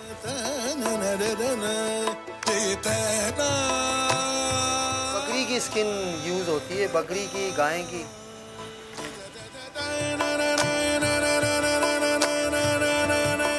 ये सर 3 दिन में तैयार होता है। सबसे पहले इसकी 3 खालें लेते हैं। 3 खालों की कटिंग करके, ये ऊपर वाली है, बीच वाली और नीचे वाली। 3 खालों के बाद ये सिलाई होता है। सिलाई होके धूप में सूखता है 2 दिन। सूखने के बाद जो है इसको फिर रस्सी डालते हैं इसके अंदर, सुराख करके छेद हुए हैं ना इसमें 16 घर बना के इसको खींचते हैं।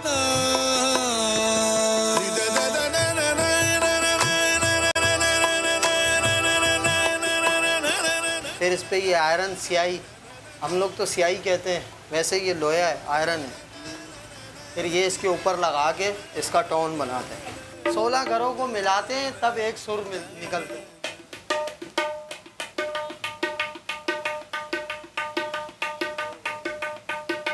पहलवान आदमी का काम है, जान का काम है ये, बगैर जान के ये नहीं होता है।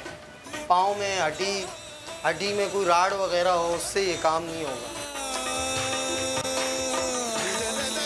ये बिल्कुल सख्त काम है यार, किसी से नहीं होता। आप देख रहे हैं ये बिल्कुल रगड़ना 3 घंटे 4 घंटे, फिर इसकी केयर करना, इसको संभालना हर चीज़ से, कहीं फट नहीं जाए। ये सारी मादियाँ पड़ी, ये नर है बड़ा। होता है, टन टन आवाज़, इसमें बेस होता है, धमक होती है, समझ रहे हैं? तो ये नर है, ये मादी है, ये दोनों प्रॉपर जोड़ी है।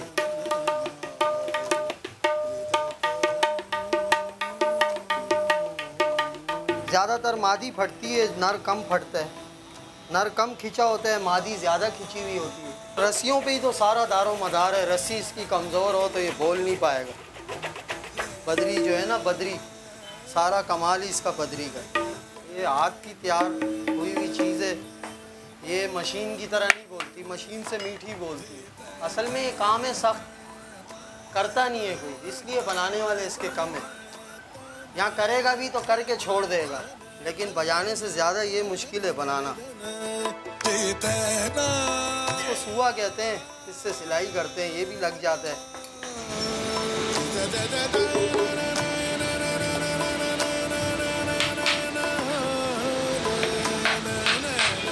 तो काफ़ी चोटें भी लगी, काफ़ी तबीयत भी ख़राब रही, रात को जिस्म भी दुखता था।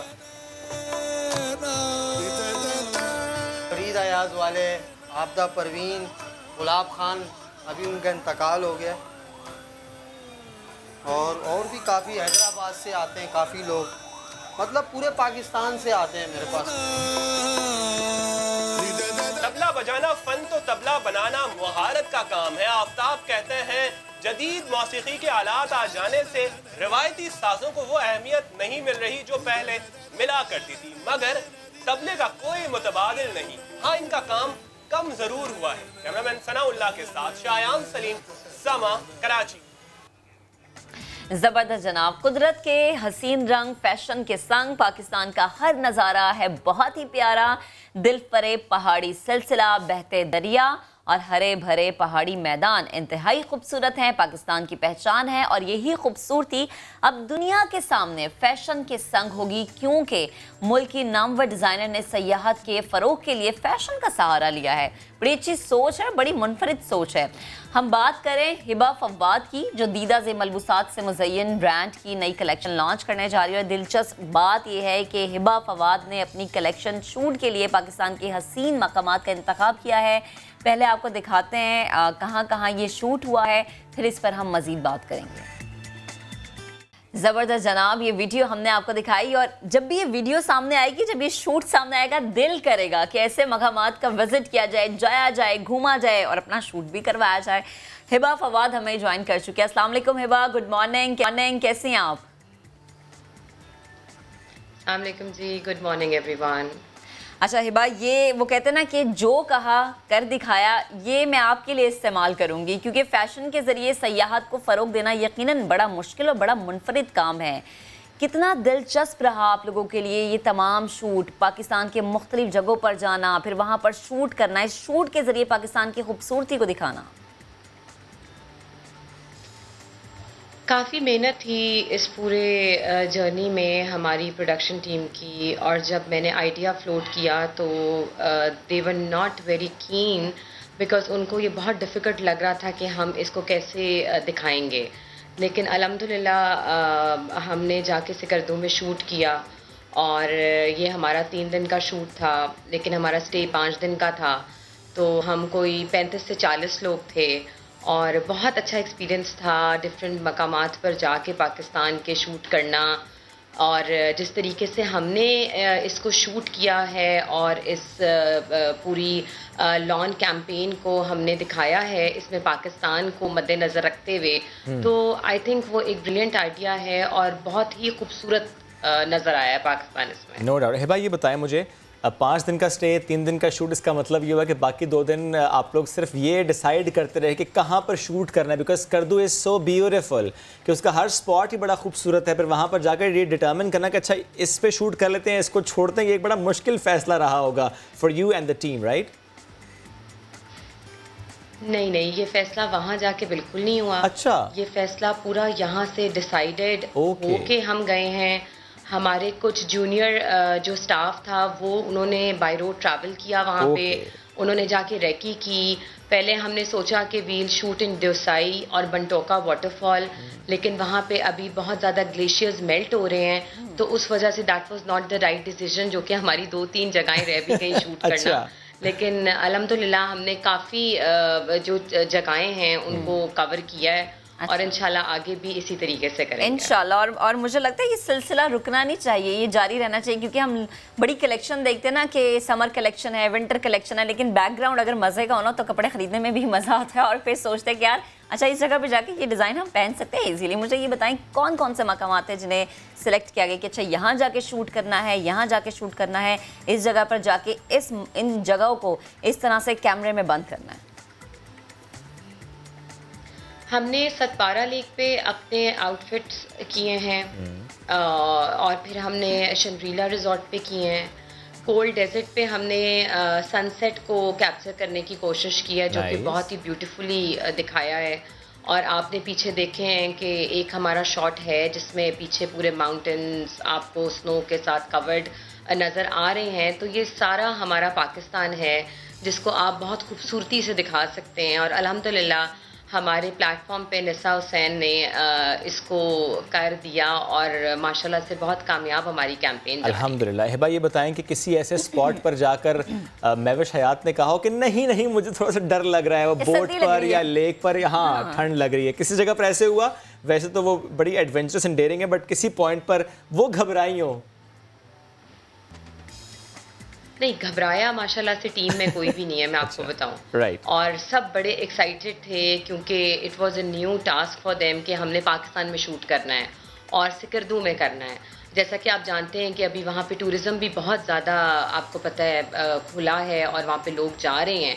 उस वजह से हम क्योंकि बहुत हमारी टीम बड़ी थी तो हमें हर चीज़ बहुत प्री प्लान करके जाना था। और माशाल्लाह से वो बहुत कोऑपरेटिव है महविश, और उन्होंने बहुत अच्छे तरीके से हमारे साथ शुरू किया। और हमारा शूट सुबह 5 बजे शुरू होता था। 5 बजे हमारी वेकअप कॉल टू होती थी। अर्ली। और उस टाइम तो ज़्यादा ही ठंड होती है मुझे लगता है और भी बड़ा मुश्किल होता है 5 बजे उठना, क्योंकि हम इस चीज़ से रोज़ाना गुजरते हैं। अच्छा मुझे ये बताएं कि अभी आगे के क्या प्लान्स हैं, मज़ीद किन किन तरीक़ों से पाकिस्तान की सयाहत को दुनिया के सामने लेकर आना है? आज हमारी कैंपेन का आगाज़ हो चुका है। हमारी मार्केट्स में जितनी भी निसा हुसैन की लॉन है वो आपको मिलेगी। 1 जुलाई हमारी लॉन्चिंग डेट थी। अल्हम्दुलिल्लाह वी आर लॉन्च टुडे। और हमारी वेबसाइट है www.nisahussain.com जहाँ पे आप हमारे आराम से जाके कपड़े ख़रीद सकते हैं और इत्तेहाद स्टोर्स पे भी अवेलेबल है। ये है कि इसके पैरेलली हमारा विंटर का भी काम शुरू हो गया है, क्योंकि आपको पता है soon as we finish this project तो इसके बाद हमारा विंटर कलेक्शन आ जाएगी। तो उसमें भी बहुत एक्साइटेड डेस्टिनेशंस हैं पाकिस्तान की जो हमने चूज़ किया, लेकिन वो हम अभी रिवील नहीं करेंगे, वो हम आपसे अगले शो में करेंगे। बिल्कुल ठीक है। हिबा मुझे ये भी बताइएगा कि यूँ तो ज़ाहिर काम का प्रेशर था और ज़ाहिर सारी चीज़ें बेशक प्री प्लान थी, बट ज़ाहिर वहाँ जाके सुबह 5 बजे उठना और काम पे जाना है। फवाद चौधरी साहब भी साथ मौजूद थे। इसको हम ये समझें कि इतने मसरूफ़ रहते हैं वो कि टाइम ही नहीं मिलता फैमिली के साथ इन जगहों पर जाने का, तो इस बहाने एक वक्त मिल गया कि फैमिली भी ज़रा साथ साथ घूम फिर रही है। जी आ गए थे वो एक दिन के लिए। अच्छा एक दिन के लिए आए थे? संडे था तो हाँ जी आ गए थे वो, लेकिन ये था कि हम लोग तो अपने शूट में बहुत ज़्यादा बिजी थे, वो अपनी सरगर्मियों में बहुत ज़्यादा बिजी थे। ओके ज़ाहिर है वो पोर्टफोलियो ऐसा है, वो मसरूफ़ रहते हैं, उसमें भी उन्होंने वक्त निकाला। चलें एक तो देखते भी हैं जाके कि काम कैसा चल रहा है, दूसरा है कि वो फैमिली को शायद मिस कर रहे होंगे, ये भी हम इसको समझ सकते हैं। मुझे एक और बात बताएं हिबा, किसी पॉइंट पर ये आपने सोचा कि हम जो शूट इन लोकेशंस पर कर रहे हैं कहीं ऐसा ना हो कि लोग इन नज़ारों में तो खो जाएं, लॉन को ही ना देखें? क्योंकि नॉर्मली हम देखते हैं बैकग्राउंड ऐसा रखा जाता है कि आपका जो प्रोडक्ट है वो ज़्यादा इन्हांस हो। अब इसमें प्रोडक्ट भी बहुत खूबसूरत है, बैकग्राउंड भी बहुत प्यारा है, वो इक्वली ब्यूटीफुल है। ये बात जब हमने अपनी प्रोडक्शन टीम से डिस्कशन की थी तो ये उनको कहा गया था कि ऐसा ना हो कि इन सीनरीज में हमारी लॉन जो हमारा प्रोडक्ट है वो कहीं ना कहीं गुम हो जाए। लेकिन अल्हम्दुलिल्लाह ज्वेलरी से लेके, आउटफिट से लेके, मेकअप से लेके, फोटोग्राफी से लेके, वीडियो से लेके अगर आप देखें तो it was beautifully shot all over सिकरदूना। And I don't think so कि इतना खूबसूरत कभी सिकरदू दिखाया होगा किसी ने, नो डाउट, जितना माशाल्लाह से हमारी टीम ने कैप्चर किया।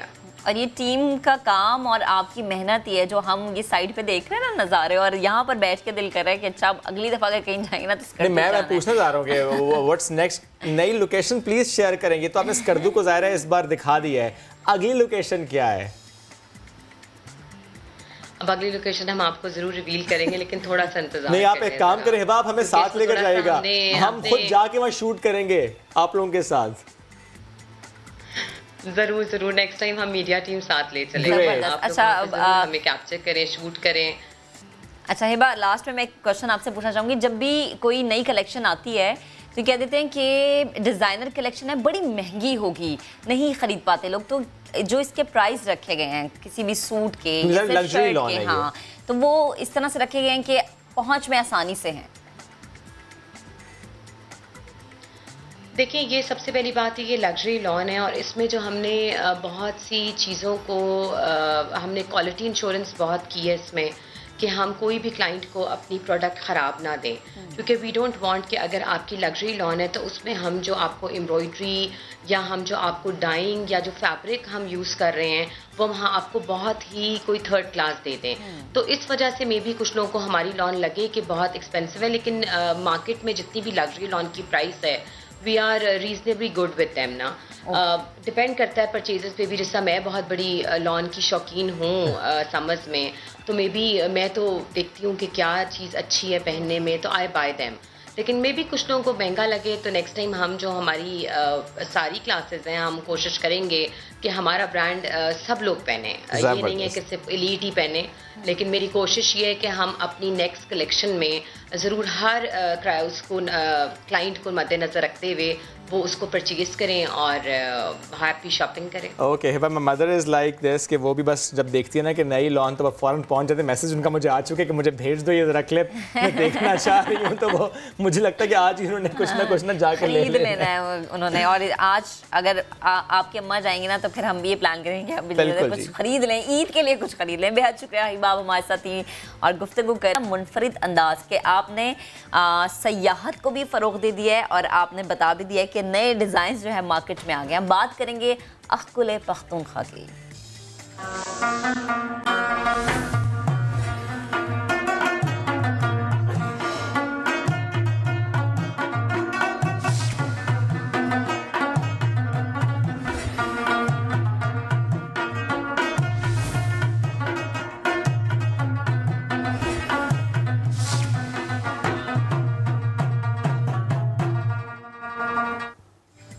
तो जनाब, खूबसूरत पख्तूनख्वा की हम बात कर रहे हैं। सांस लेती वादियाँ, बहते झरने, गुनगुनाते आबशार, सरसब्ज़ो शादाब कौसार, ये है वादी कुमराट। बुलंदो बाला पहाड़ हैं, कदावर दरख्त हैं, ये सब हसीन नज़ारे वादी कुमराट की जीनत को मज़ीद बढ़ाता है। वहाँ पर जो लोग जाते हैं कोई ना कोई राज सा अफशा होता है उन पर, और वो जो राज है ना वो सुकून है। खूबसूरती की तारीफ क्या है, कुमराट में जाके आपको पता चलता है कि खूबसूरती किसे कहते हैं, मगर लफ्ज़ों के सहारे इस तारीफ का बयान हरगिज़ मुमकिन है। कहते हैं ना कि किसी भी चीज़ की तारीफ के लिए अल्फाज कम पड़ जाते हैं, वादी कुमराट के साथ भी ऐसा ही मामला है। वादी कुमराट पाकिस्तान की उन जन्नत नज़ीर वादियों में शामिल है जहाँ का हर मौसम दिल फरेब है। महकमे सयाहत खैबर पख्तूनख्वा की काविशों से अब इस वादी के हर हिस्से यानी हर चप्पे तक पहुँचना बिल्कुल आसान लगता है, कोई मुश्किल काम नहीं है। खूबसूरत पख्तूनख्वा की जब हम बात करेंगे तो हमें पता है कि जब भी हम बात करेंगे तो शुएब की हम आपको एक रिपोर्ट दिखाएंगे कि शुएब खूबसूरत पख्तूनख्वा की सैर पर पहुँचे, मुख्तलिफ जगहों पर वो गए, वहाँ की खूबसूरती को सामने लेकर आए। कुमराट के शुएब वहाँ उन्होंने क्या देखा, आइए आपको दिखाते हैं।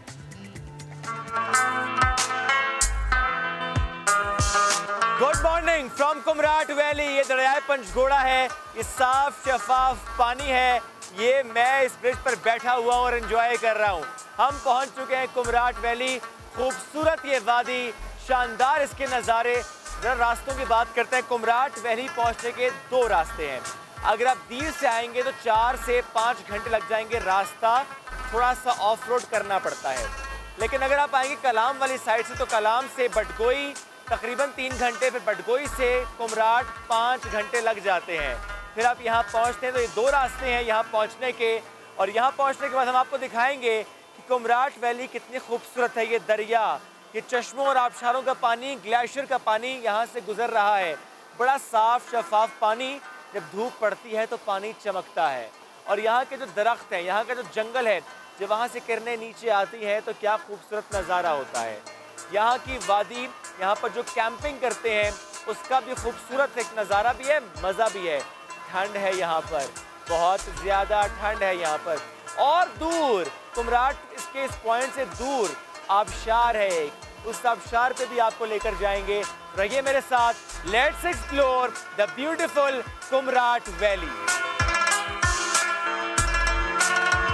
चित्राल से कुमराट अभी तकरीबन 7 से 8 घंटे लग जाते हैं by road, depending on the weather conditions, road condition and traffic. लेकिन अब जिस मंसूबे की मैं बात करने जा रहा हूँ वो केपी गवर्नमेंट का एक तारीखी मंसूबा होगा।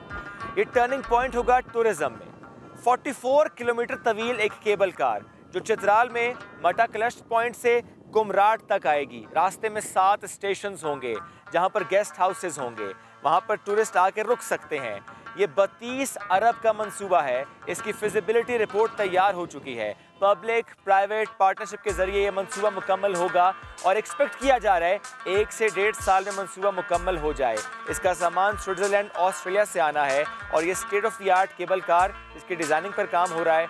ये अल्लाह करे बहुत जल्द मुकम्मल हो जाए। अभी रास्ता तवील भी है, कठिन भी है, थका देता है। वो रास्ता थकाएगा नहीं। केबल कार के जरिए जब यहाँ पहुँचेंगे रास्ते में जहाँ रुकना चाहें, जहाँ ठहरना चाहें, जहाँ चाय पीने का दिल हो, जहाँ खाना खाने का मूड हो, जहाँ रहने का दिल करे, वहाँ रुक पाएंगे। चाहे फैमिलीज आएँ, चाहे दोस्त यार आएँ, बड़े आराम से, बड़े सुकून से, बड़ी सहूलत से आएंगे। और ये इंटरनेशनल टूरिस्ट जोन में इसको शामिल कर लिया गया है। इसका मतलब क्या है? ये डेवलप होगा, लोकल कम्युनिटी अपलिफ्ट होगी। वादी से बर्फपोश पहाड़ का खूबसूरत नज़ारा, थल्लो पास का ग्लेशियर जहाँ से आ रहा है पानी, एक मकाम है 2 जंगा जहाँ पर 2 दरिया मिलते हैं। यहाँ से बहुत दूर है, हाइकिंग करनी पड़ती है, 3 से 4 घंटे लग जाते हैं। वहाँ पर 2 दरिया मिल रहे हैं। उसके बाद दरियाए पंचगोड़ा जिसकी ट्राउट बहुत मशहूर है। ये दरिया इस वैली से गुजरते गुजरते आगे जा रहे हैं। दरिया के लेफ्ट साइड पर ज़्यादा कैंपिंग हुई है, ज़्यादा होटल्स हैं, रहने का इंतज़ाम वहाँ पर है, खाने पीने का इंतज़ाम वहाँ पर है। राइट साइड पे एज सच कुछ भी नहीं है। हम विजिट कर रहे हैं इस वैली का और आगे बढ़ रहे हैं क्योंकि हमें आपको लेकर जाना है वाटरफॉल की जाने। कुदरत से जितना करीब रहेंगे, जितनी छेड़छाड़ कम करेंगे, खूबसूरती उतनी ही बरकरार रहेगी। ये देखिए पत्थर और लकड़ी से जो हट बनाया जा रहा है और ये टूरिस्ट के लिए बनाया जा रहा है। यहाँ के लोकल्स बना रहे हैं ताकि जो भी यहाँ पर आए वो कुदरती नज़ारे जब एंजॉय करे तो कुदरत के करीब रहे, इन दरख्तों के करीब, और यहाँ से नज़ारा भी एंजॉय करे, यहीं चाय पिए, खाना खाए। तो मैं आपको ज़रा विजिट करता हूँ। बहुत खूबसूरत मुझे ये लगा कि 2 मंजिला है ये। तो पहली मंजिल पर आपको लेकर चलते हैं। लकड़ी की सीढ़ियाँ बनाई गई हैं कि यहाँ से आप ऊपर आराम से बैठें, जाके चाय पिएँ और नज़ारा करें। इसके साथ साथ मैं यहाँ पे ये ऐड करूँगा कि कुमराट डेवलपमेंट अथॉरिटी कायम की गई है। ये टूरिस्ट डिपार्टमेंट की तरफ से, टूरिज़्म जो अथॉरिटी है उसकी तरफ से कायम की गई है। उनका काम क्या है? इंक्रोचमेंट्स को ख़त्म करना, रास्तों को बेहतर करना, यहाँ पे गाइड करना जो यहाँ की आवाम है, यहाँ के जो लोकल्स हैं, कि वो पक्की कंस्ट्रक्शन की तरफ ना जाएं, इस तरह की कंस्ट्रक्शन करें, कैंप्स की तरफ ही बढ़ें ताकि यहाँ की जो खूबसूरती है वो मांद ना पड़े। यहाँ पर भी आएंगे तो आराम से इधर बैठ के टेबल शेबल लग जाएगी। भी अंडर कंस्ट्रक्शन है, यहाँ पे चाय पी सकते हैं। अब मैं ज़रा फर्स्ट फ्लोर से लेकर जाता हूँ आपको सेकंड फ्लोर की जानिब। ये देखिए जिस तरह दरख्त के तने ऊपर जा रहे हैं इसी तरह ये भी ऊपर जा रहा है। तो हम इंटरनेशनली तो देखते हैं कुछ जगहों पर कि जितना हाइट पे दरख्त वहीं पर कुछ ना कुछ निज़ाम ऐसा होता है कि आप बैठ के वहाँ पर इंजॉय कर सकते हैं। तो ये हम आ चुके हैं ऊपर और यहाँ पर भी जो हम दरवाज़ा लगाया हुआ है, वेरी नाइस। टीन की छत, लकड़ी की सीढ़ियाँ, आ चुके थोड़ा सा हाइट पर, थोड़ी वैली का यहाँ पर नज़ारा भी है, दरिया भी दिखाई देगा आपको, पहाड़ भी दिखाई देंगे। और यहाँ पर बैठ के आप आराम से फैमिली के साथ, इवन विद फ्रेंड्स, आराम से सुकून से बैठ के आप एंजॉय कर सकते हैं। जितनी ज़्यादा ऐसी कंस्ट्रक्शंस यहाँ पर होंगी उतना ही इसकी खूबसूरती में इजाफा होगा। तो पक्की कंस्ट्रक्शन की तरफ नहीं बढ़ना, ऐसी कंस्ट्रक्शन होनी चाहिए जिससे कुदरत जो है ना वो डिस्टर्ब ना हो, नेचर डिस्टर्ब ना हो। दरख्तों का घना साया, दरिया किनारे खूबसूरत कैंप्स, कहीं येलो, कहीं ग्रीन, कहीं ब्लू। ये वाइब्रेंट कलर के कैंप्स जो हैं, जब एरियल व्यू लें कुमराट वैली का तो बहुत खूबसूरत लगता है। जहाँ जहाँ से गुजरते हैं कुमराट वैली के, बड़ा खूबसूरत सा हमें माहौल दिखाई देता है, स्पेशली इन कैंप्स की वजह से। यूं तो कुमराट वैली में जहां निगाह पड़े वहां है खूबसूरती, लेकिन हम कुमराट वैली के मेन पॉइंट से 20 मिनट की ड्राइव के बाद अब पहुंच चुके हैं उस पॉइंट पर जिससे इमरान खान साहब ने डिस्कवर किया। उसके बाद अब लोग आते हैं और इस जगह को एक्सप्लोर करते हैं। यह है लालगा आबशार। इमरान खान साहब जब प्राइम मिनिस्टर नहीं थे, हेलीकॉप्टर पर गुजर रहे थे, आबशार पर नजर पड़ी, उन्होंने कहा हेलीकॉप्टर उतारो, यहाँ पर हम देखेंगे इस आबशार को। हेलीकॉप्टर कुछ दूर उतरा, लोग बड़ा खुश हुए देख करके इमरान खान साहब यहाँ पर आए हैं। वो आए, इस आबशार को देखा और इमरान खान साहब का यहाँ पर आना, उनका यहाँ उतरना, उसके बाद तस्वीरों का वायरल होना, किस्मत जाग गई इस पॉइंट की। अब यहाँ पर बहुत ज़्यादा हट्स हैं। पहले यहाँ पर गाड़ी का रास्ता नहीं था, अब यहाँ पर 4x4 आराम से पहुँच सकती है। पहले 20 मिनट आपको हाइक करना पड़ता था, अब गाड़ी यहाँ पर आराम से पहुँचती है। और इस शानदार नज़ारा आबशार का, जिसके बिल्कुल करीब हम पहुँच चुके हैं, थोड़ी सी वॉक करते हैं, आबशार के करीब आपको लेकर चलते हैं। इसका ये ठंडा साफ शफाफ पानी क्रॉस करेंगे और ऊपर जाएंगे।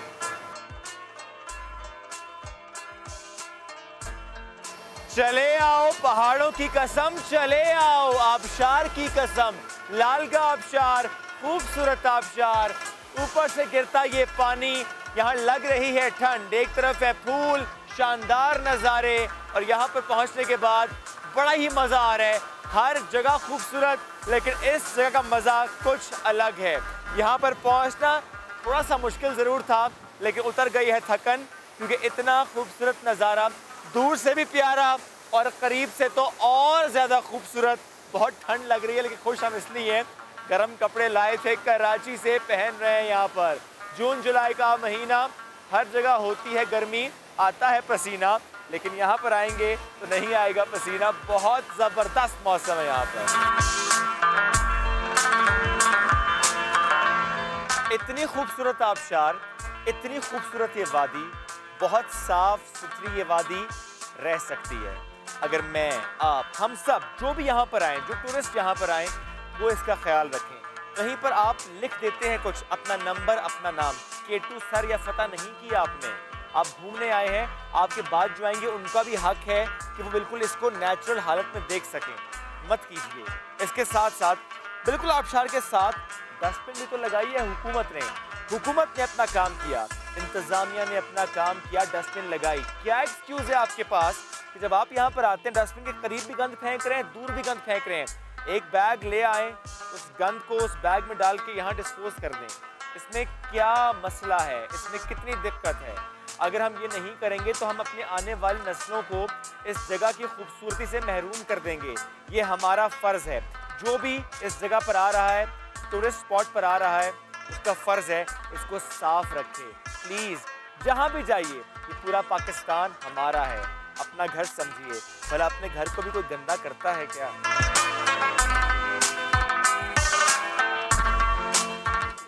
और अगर इस आबशार के बहुत करीब कैंप में रहना चाहते हैं आप, तो इसका भी इंतज़ाम कर दिया गया है। यहाँ पर कैंप लगाया हुआ है, आप आइए, इसको रेंट आउट कीजिए, यहाँ पर रहिए। सुबह अर्ली नज़ारा करना है, शाम का नज़ारा करना है तो नज़ारा कीजिए। एक तरफ कुमराट वैली, एक तरफ ये आबशार। चलते हैं आगे। यहाँ पर जो छोटी छोटी सी दुकानें हैं उनकी भी बात करेंगे कि उनका काम कैसा चल रहा है। तो दो दुकानदार, उनसे बात करें। अस्सलाम वालेकुम। वालेकुम सलाम भाई, क्या है? ठीक हो? अल्हम्दुलिल्लाह, आप कैसे हैं? ठीक हो भाई जनाब का दुआ। आप कहाँ से आया? हम कराची से आए। कराची से आया। कराची। अस्सलाम वालेकुम। वालेकुम कैसे सलाम। हैं? ठीक है, अल्लाह का शुक्र। कितने साल, अल्हम्दुलिल्लाह, कितने साल से आप लोगों की ये दुकान यहाँ पर है? 2-3 साल हुआ है। 2-3 साल हुए। आप दोनों भाई हैं? भाई हैं। अच्छा, तो आपका घर कहाँ पे है? घर थल बाजार में है। तो कितना दूर है यहाँ से? यहाँ से 3, 5, 7, 8 किलोमीटर है। अच्छा, करीब ही है ये तो ये बताएं कि ये जो आबशार है इतनी खूबसूरत, इमरान खान साहब जब आए उसके बाद लोगों को इसका मालूम हुआ, ऐसा ही है? हाँ जी। तो आपका काम यहाँ अच्छा चल रहा है? अच्छा चल रहा है। कौन कौन से महीने जब काम ज़्यादा अच्छा चलता है? बस छोटी ईद के बाद और बड़ी ईद के बाद अगस्त, मुहर्रम, ये 3-4 महीने होते हैं। यानी जून, जुलाई, अगस्त, सितंबर। सितंबर भी ये 3 महीने। उसके बाद यहाँ बर्फ़ होती है? इसके 4-5 महीने बाद बर्फ़ होते हैं। लेकिन अच्छा, ठीक हो गया। तो ये जो कैंप है ये आप लोगों ने लगाया हुआ है? हाँ, हमने लगाया। तो यहाँ क्या रेंट है कैंप पे रहना चाहे तो? अभी तो हमने नहीं रहा, अपने के लिए। ये आपके लिए? हाँ जी। कोई रहना चाहे तो फिर बस आप बैठ जाओ ना, कुछ बात नहीं। अच्छा सॉरी जी, मैंने बताया था कैंप का इंतजाम है वो इनके अपने लिए, लेकिन हाँ कोई आए तो उसके लिए कैंप हो सकता है यहाँ पे। हाँ जी हो सकता है। ठीक है जी, चलते हैं आगे।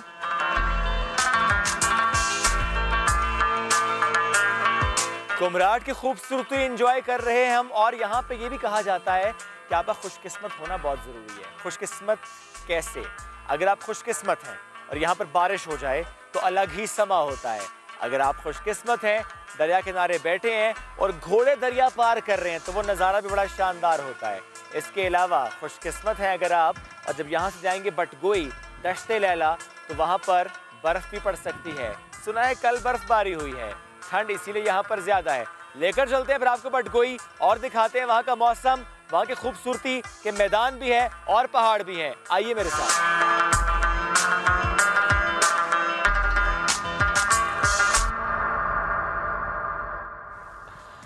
कुमराट की वादी खूबसूरत बटगोई आपको कल दिखाएंगे कि वहाँ बहुत ज़्यादा मज़ा आया था। सबसे ज़्यादा मज़ा बटगोई में आया था, बहुत ठंड थी वहाँ पर, दिखाएंगे कल।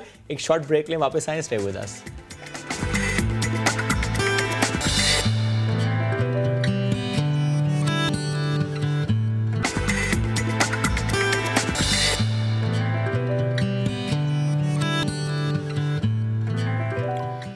वेलकम बैक जनाब। अभी आपको बताएं कि कोयटा के नौजवानों ने ऑनलाइन लाइब्रेरी के जरिए तालीम के फ़रोग का बेड़ा उठाया है।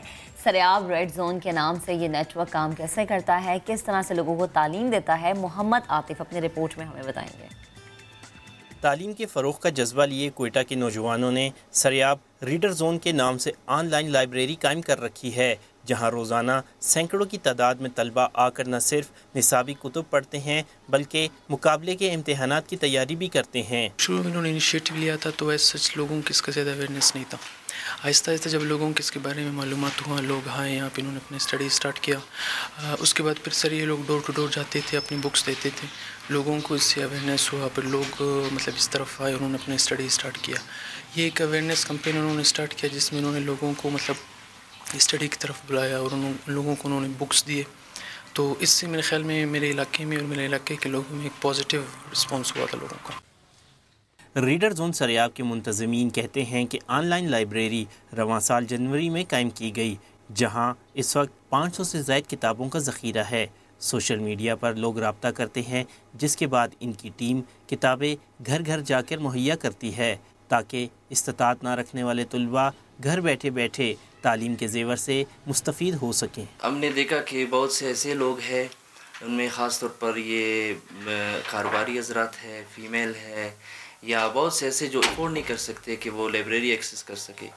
तो इन प्रोस्पेक्टिव्स को देखकर हम लोगों ने ये लाइब्रेरी इस्टेब्लिश की ताकि एक किताब जो है हर आम व ख़ास के दहलीज़ पर पहुँच जाए। रीडर जोन के मुंतज़मीन और तलबा का कहना है कि अगर इनकी हौसला अफजाई की जाए तो ये नेटवर्क मज़ीद वसअत पा सकता है। कैमरामैन अब्दुल वहीद के साथ मोहम्मद आतिफ, समा, कोयटा। अहम खबर आपको देंगे, पंजाब के कई शहरों में कोरोना से बचाव की वैक्सीन को नामुनासिब दर्जा हरारत पर रखने से ज़ाया होने का इंकशाफ हुआ है। टेम्परेचर कंट्रोल्ड एनवायरनमेंट नहीं दिया गया, इसलिए वैक्सीन ज़ाया हुई है। सबसे ज़्यादा वैक्सीन की डोजेस लाहौर में ज़ाया हुई हैं। अपडेट्स हासिल करेंगे, दानियाल उमर ने हमें ज्वाइन किया है। दानियाल, कौन सी वैक्सीन थी जो ज़ाया हुई है? जी बिल्कुल शोएब, जो भी वैक्सीन जो है वो लगाई जा रही है पंजाब के अंदर, जिनके अंदर एस्ट्राजेनेका, साइनोफार्म और साइनोवैक शामिल हैं, उनकी बड़ी तादाद ज़ाया होने का इंकशाफ हुआ है। तकरीबन 38,500 से ज़ायद खुराकी हैं जो कि पंजाब में ज़ाया हुई हैं, और लाहौर में सबसे ज़्यादा 3,000 के करीब वैक्सीन की खुराकें जो है वो ज़ाया हुई हैं। इसी तरह दीगर शहर भी हैं जिनके अंदर भावलपुर, भावलनगर, भक्कर, गुजरावाला गुजरात, मियांवाली मुल्तान, रावलपिंडी शामिल हैं। उधर भी 1,000 से ज़ायद वैक्सीन की जो डोजेज हैं वो ज़ाया हुई हैं। और वैक्सीन डोजेज ज़ाया होने की जो वजह है कोरोना वैक्सीन की, वो ये है कि इनका कोल्ड चेन मेंटेन नहीं किया गया था। इनको जो मुनासिब दर्जा हरारत होता है हर वैक्सीन का, उसको एक कोल्ड प्लेस पे रखना होता है। उनके मुख्तलिफ फ्रिज होते हैं, फ्रीजर्स होते हैं जहाँ पे इनको जो है वो स्टोर किया जाता है और उसके बाद इस्तेमाल किया जाता है, वो नहीं रखा गया। इसी के साथ साथ कई ऐसे अफराद हैं जो कि एज ग्रुप में नहीं आते थे, उनको सिफारिशी वैक्सीन लगाई गई, और वो भी जो वेस्टेज है उसके अंदर उन वैक्सीन को जो है वो काउंट किया गया है। वो वैक्सीन का चूंकि डेटा जनरेट नहीं हो सकता था, इसीलिए उन वैक्सीन को जो है वो वेस्टेज के अंदर काउंट किया गया है। एक बड़ी तादाद है कि 38,000 वैक्सीन की जो डोजेज हैं वो पंजाब में जाया हुई हैं। शुक्रिया दानियाल, आपने अपडेट किया। आगे बढ़ते हैं जनाब। अफसानवी दास्तान की शहजादी की तरह शोहरत हासिल करने वाली लेडी डायना की आज 60वीं सालगिरह है। अमन की नोबेल प्राइज़ याफ्ता डायना की पुरकशिश शख्सियत आलमी सतह पर मकबूलियत का बड़ा सबब थी और शहजादी की दिल मोह लेने वाली मुस्कुराहट उनके मद्दाहों को आज भी याद है। वो 1 जुलाई 1961 को बरतानिया के इलाके में पैदा हुई। शहजादी डायना हमेशा से ही तालीमी सरगर्मियों से ज़्यादा फलाही कामों में दिलचस्पी रखती हुई नजर आई थी। 1987 में वो पहली मशहूर तरीन हस्ती थी जिन्होंने एड्स के किसी मरीज को छुआ और सारी दुनिया को एड्स के बारे में अपने ख्यालात बदलने पर मजबूर भी किया। वो 1995 में और 1997 में इमरान खान की दावत पर पाकिस्तान भी आई और शौकत खानम अस्पताल का उन्होंने दौरा किया।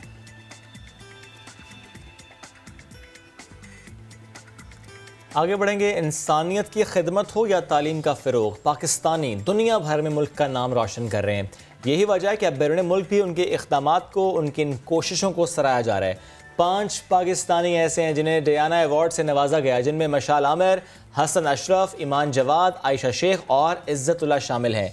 अवार्ड हासिल करने वालों में शामिल खैबर पख्तूनख्वा की पहली तालिबा मशाल आमिर और फैसलाबाद के हसन अशरफ आज हमारे मेहमान हैं और मशाल के वालिद साहब ने भी हमें ज्वाइन किया है। प्रोफेसर आमिर गफूर साहब एक रीनोन फिजिशियन है।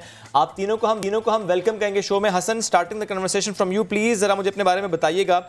हमारी बात तो काफ़ी अरसे से हो रही है, आपके काम से मुतालिक मैं जानता हूँ, लेकिन नाजरीन को बताइएगा कि गरीब बच्चों को, गरीब वालिदैन के बच्चों को तालीम देने का जो मिशन जिसको आप लेकर चल रहे हैं, फैसलाबाद में भी है, दीगर शहर में भी, ज़रा शेयर कीजिएगा अपनी इस जर्नी से मुतालिक। थैंक यू सो मच, बहुत बहुत शुक्रिया। बिस्मिल्लाहिर्रहमानिर्रहीम।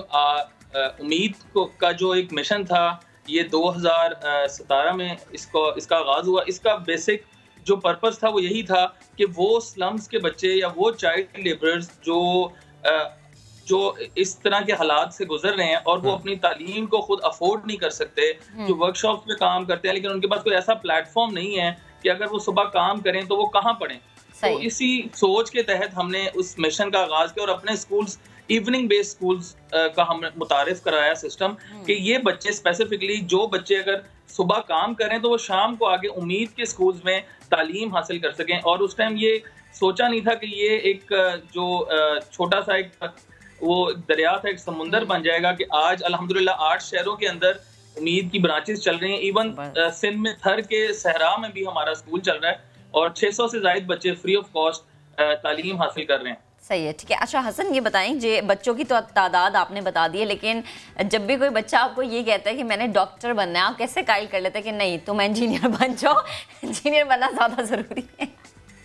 नहीं, हम ये वो कोई दबाव किसी पे नहीं डालते। अच्छा। बल्कि आपको मैं वो मेरे पास वो अल्फाज नहीं है मैं जिस अल्फाज से वो बयान कर सकूं। जब इन बच्चों को इनके वालिदैन पढ़ता हुआ देखते हैं, आप यकीन करें हमारे पास वालिदैन आके कहते हैं, हमारे टीचर्स को कहते हैं और आंखों में उनके आंसू होते हैं कि बेटा मैं ना रात को ख्वाब से देखा सी कि ना बच्चा मेरा डॉक्टर बन गया।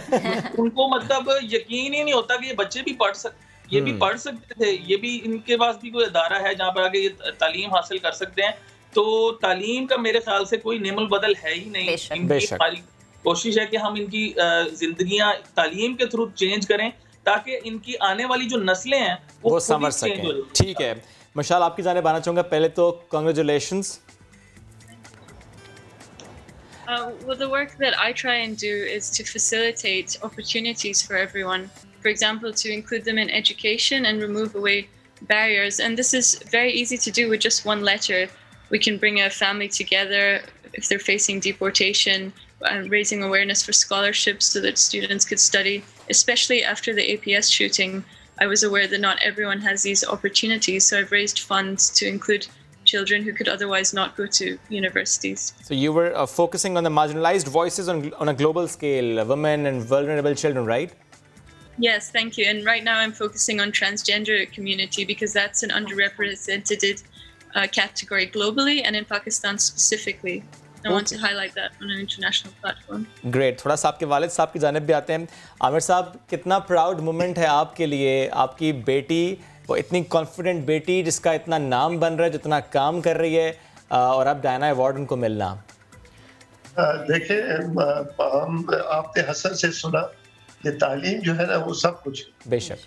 We belong to a conservative society. Pathan usually conservative होते हैं, लेकिन इस बच्ची को हमने पढ़ाया है और इसने माशाल्लाह इसको फायदा दिया है, सारी दुनिया में पाकिस्तान का नाम रोशन किया।